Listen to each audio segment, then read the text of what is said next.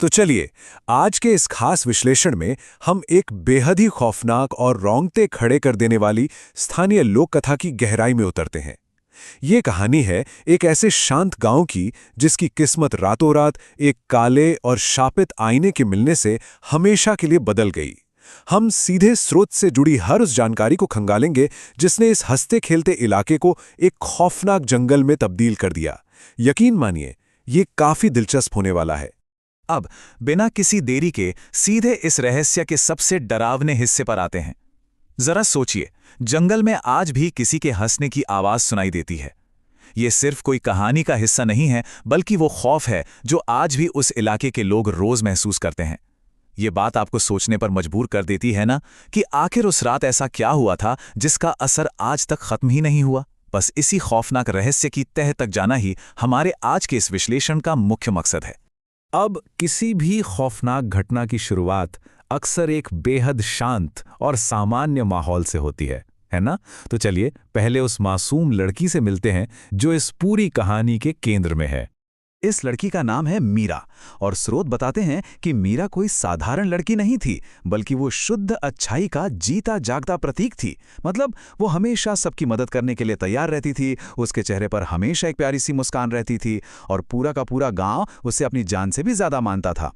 यहाँ मीरा के इस बेदाग और मासूम चरित्र को समझना हमारे लिए बहुत जरूरी है, क्योंकि देखिए, जब हम किसी में इतनी निस्वार्थ अच्छाई देखते हैं ना, तो आगे आने वाली जो त्रासदी है उसका असर हम पर कई गुना ज्यादा गहरा होता है। ये बिल्कुल किसी भयंकर तूफान के आने से ठीक पहले वाली उस खामोशी की तरह है।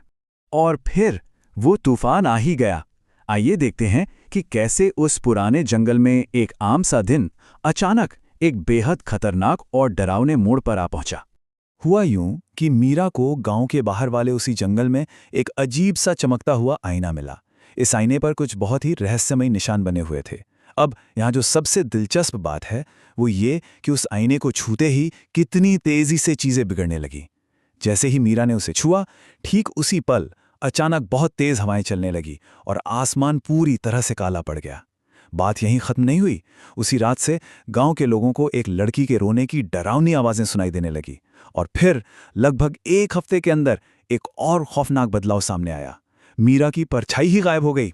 ये पूरा घटनाक्रम हमें साफ दिखाता है कि कैसे वो रहस्यमयी चीज अपने संपर्क में आने वाले हर इंसान और माहौल को पल भर में दूषित कर देती है। अब आप सोच रहे होंगे कि आखिर उस आईने में ऐसा क्या था, तो चलिए इस कहानी के सबसे गहरे और काले सच से पर्दा उठाते हैं। यहीं से इस घटना का मुख्य रहस्य हमारे सामने आता है। असल में वो आईना कोई साधारण शीशा नहीं था। वो तो एक प्राचीन चुड़ैल की आत्मा का कैदखाना था। और जैसे ही मीरा ने उसे छुआ, सदियों से कैद वो आत्मा आजाद हो गई और उसने इस मासूम लड़की के शरीर को अपना नया घर बना लिया। इस कब्जे का मीरा पर जो असर हुआ वो सच में रूह कब्बा देने वाला था। जरा इस बदलाव को देखिए। एक तरफ वो मासूम मीरा थी जो हमेशा मुस्कुराती थी, और दूसरी तरफ कब्जे के बाद की मीरा जिसकी आंखें अब खौफनाक रूप से लाल हो चुकी हैं, जिसकी कोई परछाई नहीं है, जो रात के अंधेरे में रोती है और एक चुड़ैल का रूप लेकर पूरे जंगल में खौफ फैलाती फिरती है। उस काली शक्ति ने उस प्यारी सी लड़की के पूरे अस्तित्व को सचमुच निगल लिया था। लेकिन कहते हैं ना कि अंधकार कितना भी घना क्यों न हो, अच्छाई कभी पूरी तरह से नहीं हारती। तो आइए देखते हैं कि गांव वालों ने इस खौफनाक स्थिति का सामना कैसे किया। स्रोत में एक बहुत ही महत्वपूर्ण बात का जिक्र किया गया है। इतना सब होने के बावजूद मीरा के अंदर की अच्छाई का एक छोटा सा हिस्सा अभी भी कहीं ना कहीं जिंदा था, और इसी उम्मीद की किरण ने गांव के एक बुजुर्ग बाबा को एक बेहद जोखिम भरा प्लान बनाने की हिम्मत दी। वो समझ चुके थे कि इस सारे फसाद की जड़ वो आईना है, और इसे खत्म करने का एक ही तरीका है, उस आईने को नष्ट करना।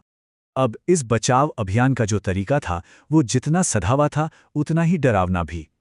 गांव वालों ने अपनी जान हथेली पर रखी और रात के घने अंधेरे में जंगल के बीचों बीच उस चुड़ैल बनी मीरा का इंतजार किया। जैसे ही वो सामने आई, उन बुजुर्ग बाबा ने एक पवित्र मंत्र पढ़ना शुरू कर दिया। आप बस उस वक्त के तनाव की कल्पना कीजिए। हर गुजरते पल के साथ धड़कनें तेज हो रही थी, और अंततः उस खौफनाक रात का चरम बिंदु तब आया जब बाबा ने पूरी ताकत से उस शापित आईने पर प्रहार किया और उसे चकनाचूर कर दिया। आईने के टूटते ही जो हुआ वो सच में किसी चमत्कार से कम नहीं था। वो उस भयानक अभिशाप से मिलने वाली एक हिंसक लेकिन जरूरी आजादी थी। टूटने के तुरंत बाद पूरे जंगल में एक दिल दहला देने वाली चीख गूंज उठी, और वो जो भी काला साया था ना, वो बस हवा में कहीं गायब हो गया। मीरा उसी वक्त बेहोश होकर जमीन पर गिर पड़ी। लेकिन सबसे बड़ी राहत की बात तब हुई जब उसने अपनी आंखें खोलीं। खौफ का वो काला दौर अब खत्म हो चुका था। वो फिर से वही पुरानी मासूम लड़की बन चुकी थी। आप सोच सकते हैं कि गांव वाले खुशी से कैसे झूम उठे होंगे, क्योंकि उन्हें लगा कि अब सब कुछ वापस पहले जैसा हो गया है और उस बुराई का हमेशा के लिए अंत हो गया। पर क्या सच में सब कुछ पहले जैसा हो गया था? क्या कहानी वाकई यहीं खत्म हो जाती है? चलिए इस घटना के उस पहलू पर नजर डालते हैं जो आज भी उस जंगल में मंडरा रहा है। उस रात आईने को तोड़ने से मीरा की जान तो बच गई, इसमें कोई शक नहीं। लेकिन कुछ ऐसा भी था जो हवा में घुल तो गया, पर कभी पूरी तरह से खत्म नहीं हुआ। यहां हमारे स्रोत का एक बहुत ही विशेष और रोंगटे खड़े कर देने वाला विवरण सामने आता है। स्रोत में साफ लिखा है, क्योंकि कहते हैं रात में आज भी वहां किसी के हंसने की आवाज सुनाई देती है। और दोस्तों, सच मानिए, यही वो असल वजह है जिसके कारण आज तक उस गांव का कोई भी इंसान उस पुराने जंगल की तरफ जाने की हिम्मत नहीं जुटा पाता। ये एक छोटी सी लाइन इस पूरे घटनाक्रम की सबसे स्थायी और सबसे खौफनाक निशानी है।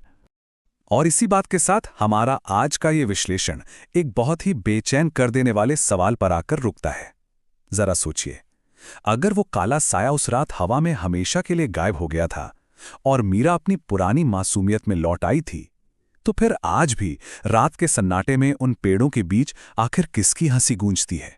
क्या वो आत्मा सच में नष्ट हुई थी, या वो आईने से निकलकर उस जंगल का ही एक अदृश्य हिस्सा बन गई? इस सवाल का जवाब शायद उस जंगल की उस भयानक खामोशी में ही कहीं दफन है। खैर, जो भी हो, ये कहानी हमें ये जरूर सोचने पर मजबूर करती है कि कुछ परछाइयां हमारा पीछा कभी